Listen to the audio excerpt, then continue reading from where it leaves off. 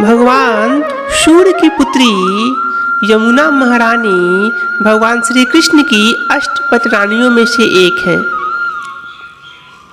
भगवान की अहेतुकी भक्ति से संपन्न है और स्वयं राधा कृष्ण के वरदान से वे जिस जीव को कृपा दृष्टि से देख लेती हैं उनको भी भगवत प्राप्ति हो जाती है।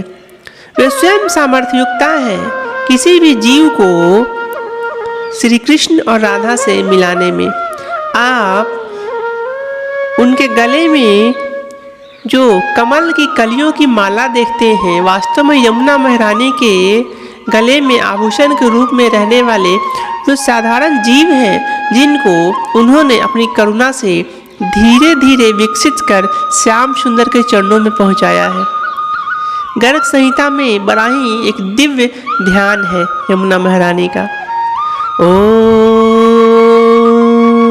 श्यामाम भोजनेत्राम सघन घन रोजिम रत्न मंजीर कूजत कांजी के युक्ताम कनक मणिमय विभ्रतिम कुंडले द्वे ब्राजश नील वस्त्र ईश्वरी भज चलधारम भाराम मनोज्ञाम ध्याये मार्तंड पुत्रिम तनु किरण चौद दीप्त दीपाभिरामाम।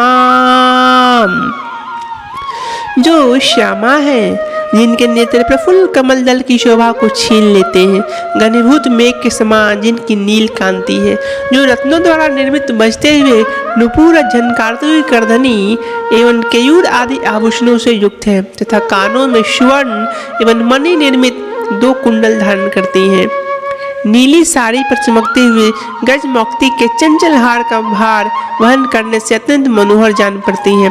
शरीर से छिटकती हुई किरणों की राशि से उद्दीप्त होने के कारण जिनकी प्रज्वलित दीपमाला के समान शोभा हो रही है, उन सूर्य नंदिनी यमुना जी का मैं ध्यान करता हूँ। वास्तव में यह ध्यान अद्भुत है।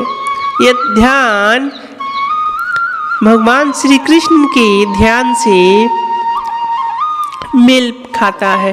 अर्थात जिस प्रकार भगवान श्री कृष्ण श्याम रंग के हैं, वैसे ही कालिंदी नंदिनी कालिंदी भी श्याम रंग की हैं। इनको भी श्यामा कहते हैं।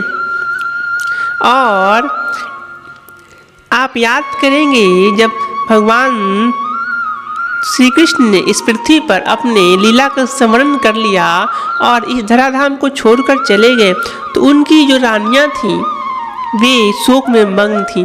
जब उन्होंने माँ कालिंदी को देखा कि उनके नेत्र तो प्रफुल्लित है और उन्हें भगवान श्री कृष्ण का कोई विरह भी नहीं व्याप रहा है, तब वे कहती हैं, स्वयं यमुना महारानी कहती हैं, आत्मा रामस्य कृष्णस्य ध्रुमात्मा अस्ति राधिका तस्य दास प्रभावेन विरहो अस्मान् न संस्पृशेत्।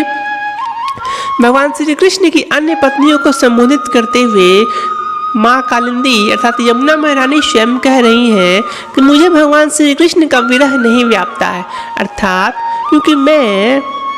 क्योंकि मैं राधा रानी की दास भाव से हमेशा सेवा करती हूँ और राधा रानी की कृपा से ही मुझे भगवान श्री कृष्ण का विरह नहीं व्यापता है। अर्थात हमारे हृदय में नित्य गोलोक विराजमान है और मैं नित्य गोलोक में ही रमन करती हूँ, जिसमें भगवान श्री कृष्ण अपनी अष्ट सखियों के साथ राधा रानी के साथ नित्य विहार करते हैं।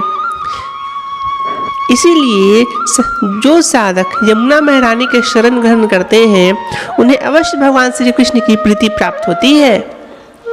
वल्लभ कुल के आचार्य भगवान महाप्रभु वल्लभाचार्य ने जो राधा रानी के यमुनाष्टक का